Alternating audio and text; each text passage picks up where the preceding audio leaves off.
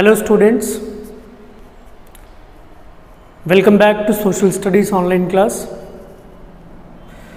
As we are continuing paper 1 syllabus, as you know we were completed in the last session of online class Climate of India, and now today we are going to start the paper 1 5th chapter Indian rivers and water resources. Indian rivers and water resources is the chapter which completely geographically information will be given as in this chapter regarding of the river and drainage system of our country. Like in the categorization of the rivers, there are two types of rivers: Himalayan rivers, which are originating in the Himalayan regions. The rivers which are originating in the Himalayan regions are called Himalayan rivers. The rivers which are originating in the peninsular part, you know that the peninsular part, 1/3 part is called India's 1/3 part is called peninsular part. In that region, which rivers are originating, that rivers are called peninsular rivers. So what are peninsular rivers and what are called peninsular rivers, and which rivers are called Himalayan rivers, that we can know in this class. Let us see here Himalayan rivers: River Indus, River Ganga, River Brahmaputra, and also River Sutlej are called Himalayan rivers because these are the rivers are called Himalayan rivers because of these rivers are originating in the Himalayan regions only. And also Himalayan rivers are called perennial rivers. Perennial rivers, which means the Himalayan rivers will flow continuously throughout the year. The Himalayan rivers flow may not be stopped during the year, where it will compare to the peninsular rivers, because peninsular rivers will depend on the seasonal rains. In some areas the flow of peninsular rivers may stop, but Himalayan rivers are not stoppable anywhere throughout the year. So that is why these are the Himalayan rivers are called perennial rivers, and peninsular rivers are called non-perennial rivers. Non-perennial, which means these are the rivers will stop like up to end of the summer. The flow of the non-perennial rivers will be stopped up to throughout the end of the summer season. Even though the Himalayan rivers will not stop anywhere, the flow of the Himalayan rivers will continue throughout the year. Like here peninsular rivers: Mahanadi, Godavari, Krishna, Kaveri are the peninsular rivers. So in peninsular rivers, some of these rivers in some regions, these are the rivers will stop. The flow of the river system, the flow of the drainage system will be stopped during the year, which means it might be stopped in winter end, it might be stopped in the summer end. But this river system which is coming in the non-perennial, like the peninsular rivers are stoppable, Himalayan rivers are continuously, they will flow throughout the year. So now the drainage system in India has evolved and adjusted itself with the evolution of the three physiographic units. The drainage system of our country throughout the India, the river system, if we take the Indian river map, throughout the year it will be categorized into the three units: the Himalayas, Peninsular Plateau, Indo-Gangetic Plains.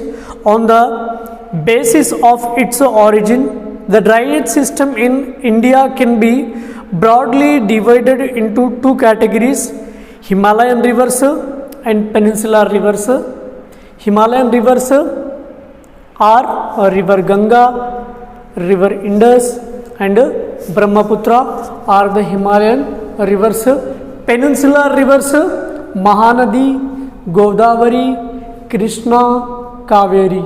These are the rivers, Himalayan rivers and peninsular rivers. And I will give you a small work that you have to send on my personal WhatsApp number. You have to find out the tributaries of Himalayan rivers and tributaries of peninsular rivers. Just in one page you have to write. All the 10th class students find out the Himalayan rivers tributaries and peninsular rivers tributaries, that you have to send, not in group, individually you have to send on my number. That's your homework. I can know that how many students are responding to online classes, or either they are listening classes or not listening. I can know by doing your homework. When you send your homework, I will get clarity you are listening online classes. If you do not send, your marks will reduce here, as you are not listening classes, as you are not attending online session classes. So let us continue. There are the two river systems in our country. They are Himalayan rivers and the peninsular rivers. What are the Himalayan rivers? What are the peninsular rivers? You know now.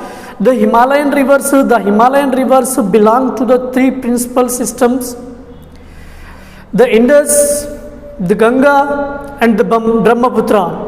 These rivers originate from almost the same region within the few kilometers of each other, and are separated by water divides. The first flow parallel to the main axis of the mountains. Then they take a sudden bend towards the south, cutting to the massive mountain chain to reach the North Indian plains. In the process, they have carved out deep V-shaped valleys. This is well exhibited by Indus and the Brahmaputra rivers.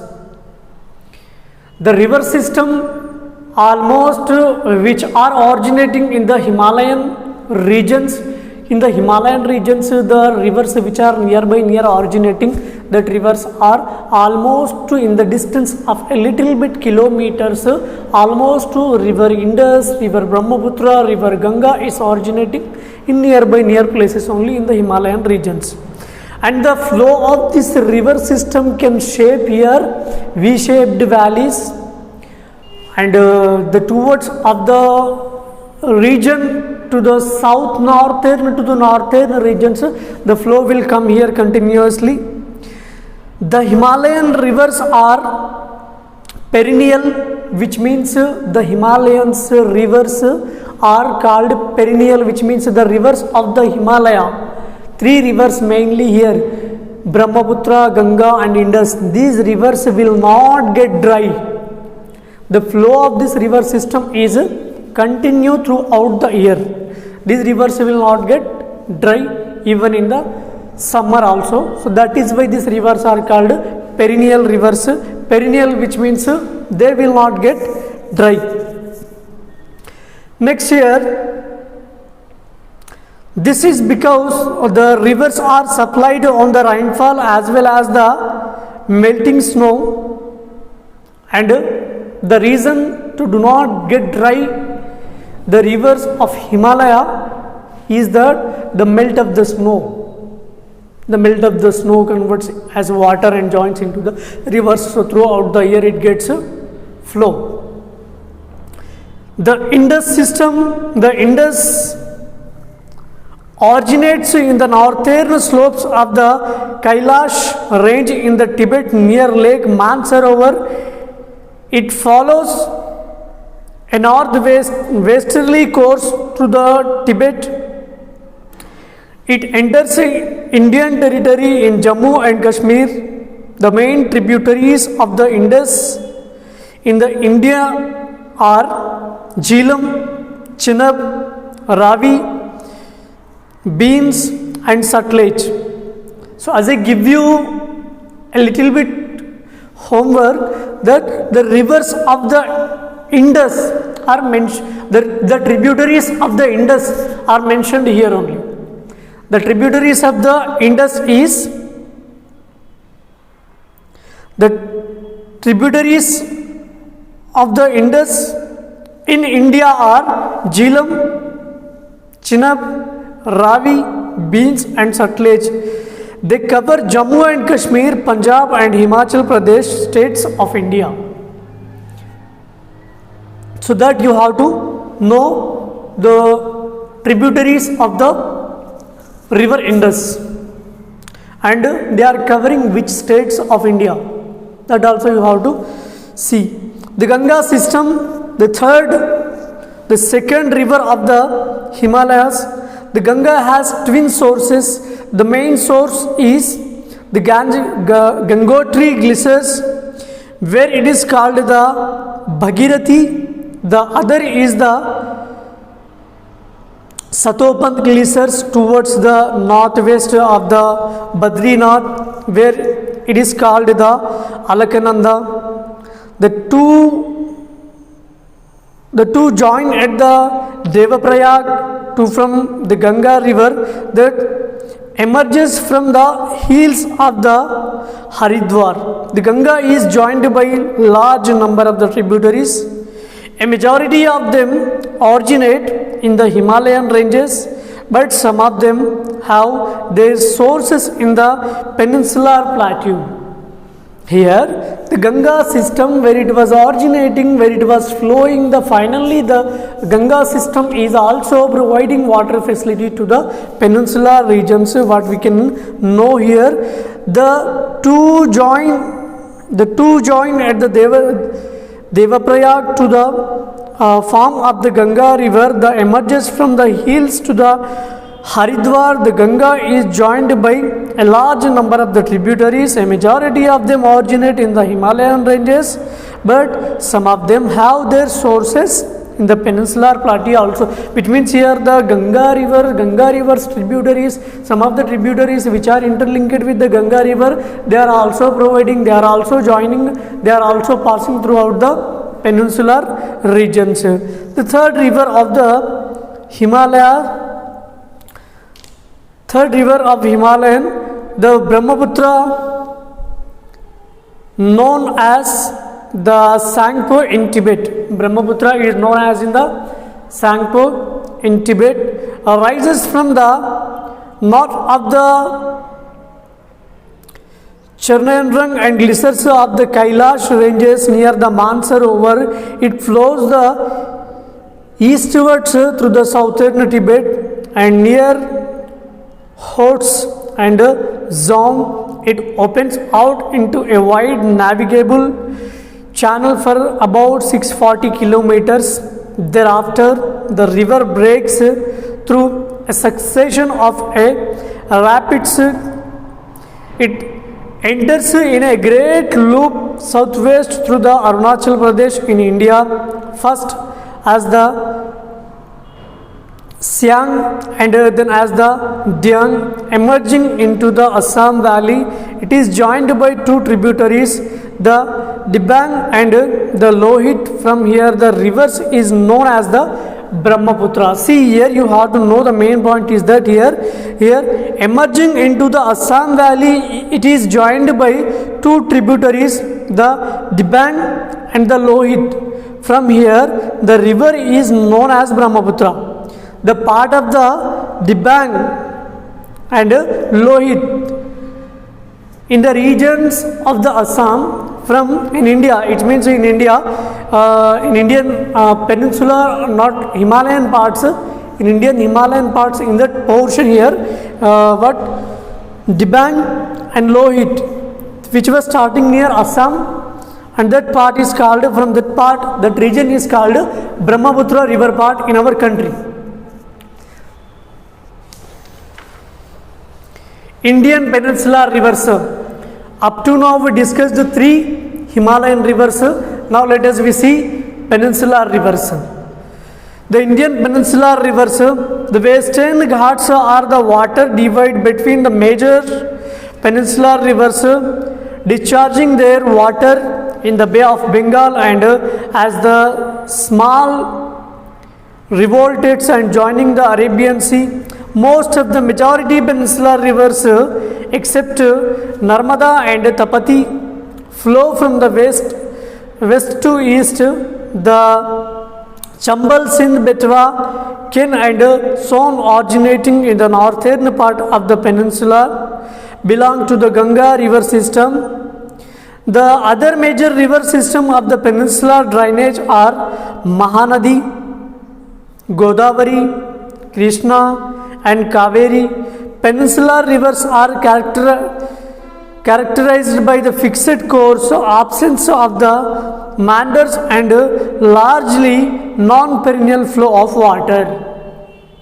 The peninsular river system is completely fixed course, absence of the meander and largely non-perennial, which means the peninsular rivers will not flow throughout the year in all the regions, where like river Godavari and Krishna are originating in Maharashtra. They are originating in Maharashtra, but they may not flow continuously throughout the year. So such rivers which are originating in the peninsular rivers are not perennial like Himalayan rivers. These are the rivers are called. Question may ask, mention the non-perennial rivers.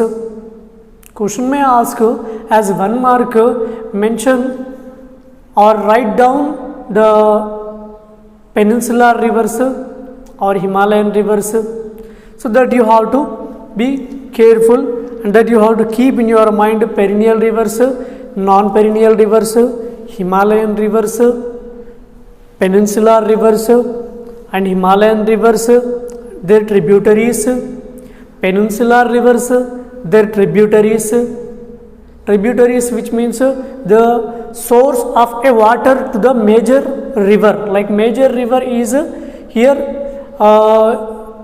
major river example here what it was given, Ganga and river Indus, and river Indus has the sources of the small rivers like Chenab, Jhelum, Ravi.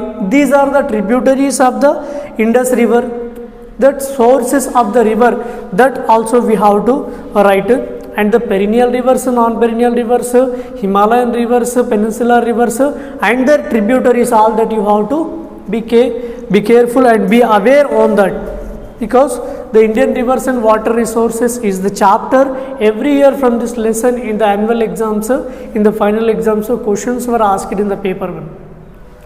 So that is why you should be careful of this.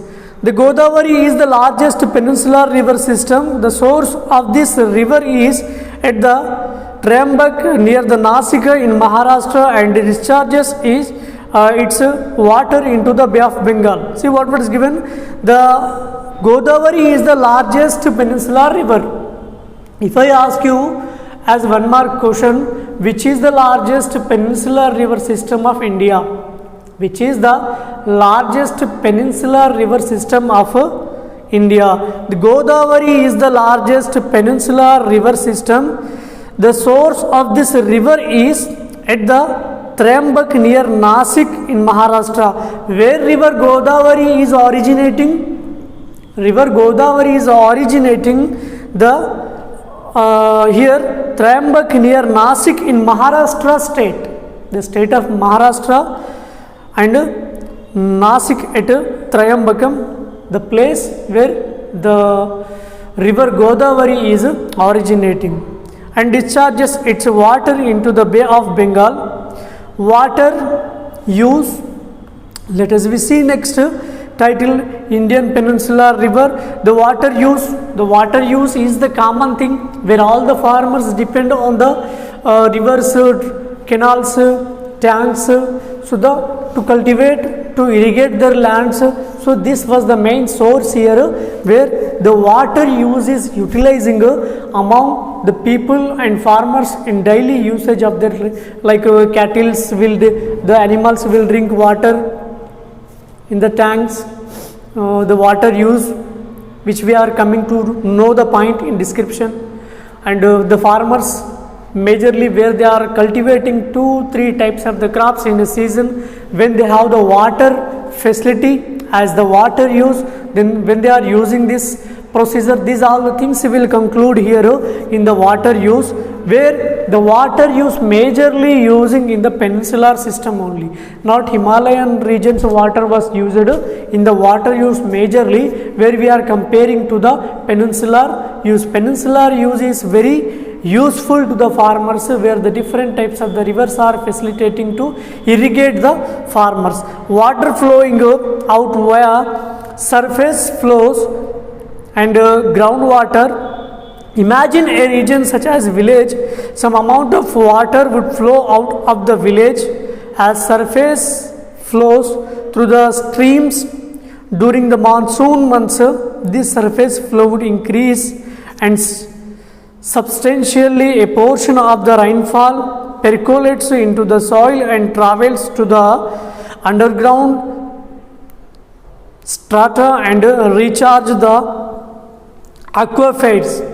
Some of it flows into and becomes the available for use of the through wells and the bore wells, and a portion of it goes into the very deep aquifers and that do not become available. Some of the underground water becomes part of flows that eventually appears in the streams or rivers.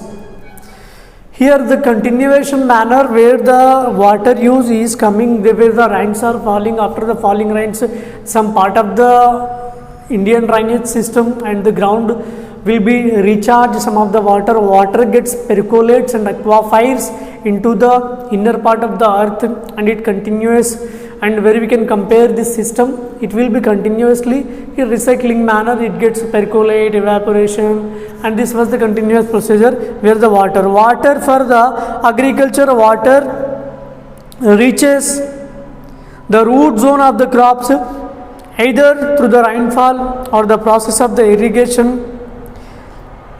There is a capacity of the soil to store the moisture. If there is excess water such as a flood and this isn't able to percolate below, it would damage the roots. On the other hand, in a drought situation, if there isn't enough moisture in the root zone, the crop will be wither wilt, which means the crop will be, however, will get the sufficient water, crop will get the moisturization, crop will get the snow, like a snow cover, which is very useful to the farmers, where water for agriculture will be utilized. Water used for the domestic purposes and for the water used for the domestic purpose and for animals, water used for the drinking, cooking, washing, cleaning, and for animals is vital. Planning is needed for this component to increase the availability, so that the minimum amount is actually made available to all the irrespective of their income. Water for industrial use. Water is required for manufacturing. See, it might be asked, which was asked in the previous times, water used for the domestic purpose. Water used for the domestic purpose. What is the water used for the domestic purpose? Water used for drinking, cooking, washing, cleaning, and for animals is vital. Planning is needed for, so that up to here you have to mention the answer which will be asked for the 1 mark. Water for industrial use. Water is required for the manufacturing process, and this demand often competes with the domestic and the agricultural uses. This needs to be taken into account, as this conflict is is on the increase. The challenge areas that industrial use face are recycling of water, control of the pollution, which means here it was saying that where we are using water, where the industries are utilizing water, the industries are utilizing water, but they are also polluting that water in the recycling manner. What water is polluted, that water only they are using. So impact is that the recycled water where the people, farmers are using, it might be damage crops, it might be damage when it will join into the underground water which we are drinking, that will be polluted here. What is available to a region or a village does not only depend on the inflows, but also on what is already available as a stock that we use. We often have to keep this distinction between the stock and the flow clear in our analysis. For example, imagine a tank that is constantly being filled by an inlet pipe, and water is also constantly used by an outlet pipe. We can measure the inflow as the amount of water liters minute and the outflow similarly as the water liters the flow out. The amount of water in the tank keeps varying, but at any one moment in time, say 8:30 a.m., we can measure the amount in liters. This is the stock of water at that time, which means it was the comparison is that where you are using water, the what amount of the water you are using towards of that, there is no any quantity. There is no any quantity. How many liters of water you are using, you cannot predict that, just you are using water in the continuation manner. So that if we measure what amount of the water we are using, that water the water which is available, which water facility is available to us at the present time, which will be available for the future generations, which will be sustainable for the future generations, that can be measured here, where the time is given to measure or the utilization of the water here. A village may have tanks, ponds, lakes as the surface storages. Most villages in India draw water from the wells and the tube wells. They are dependent on the groundwater storage. These inflows and the storage are connected, while some of the water flowing in is used directly. One part of this is recharging or replenishing the storage. Similarly, the use of the tube wells draws the water from the storage and the levels and the water availability in them. Depending on the competitive rates of the inflow and outflow, we can judge that is happening to the stock of water over many years. The question that we face today is the depletion of the groundwater storages and a tendency not to care amount of the availability for the future generations, which means in the domestic areas almost the people depend on the tube wells and dig wells, and some part of the villages also depends on the ponds, lakes, tanks, they depend on that. And in the continuation manner, they use this water, and what amount of the water they are using, how the water utilization is going on, will this situation cannot be caused in the future generations to unsustainability? Is that might be happen here? Because the what amount of the water we are using, are we using that water in the correct manner? Are we using that water in the sustainability manner or not? That can be measured here, because if we use in the continuation system, that is impactable for the future generations. The annual flow and stocks that recharge wells and tube wells is the water that is available for us for use. We should keep our needs in this range. When we dig into the deeper aquifers, this is like mining water that has collected over the thousands of years. This is to be done only in the extreme drought situations and replenished in good rainfall years. We will come back later to this question of the sustainability. We have next chapter, sustainability. in India, that in that also what sustainability measures we have to take, we will discuss. And here next title of the Indian rivers and water resources, water use in the Tungabhadra river basin, we will continue in the next session of the online class. And you have to complete in this online class what homework I have given and send on my WhatsApp number, not in the group. Thank you.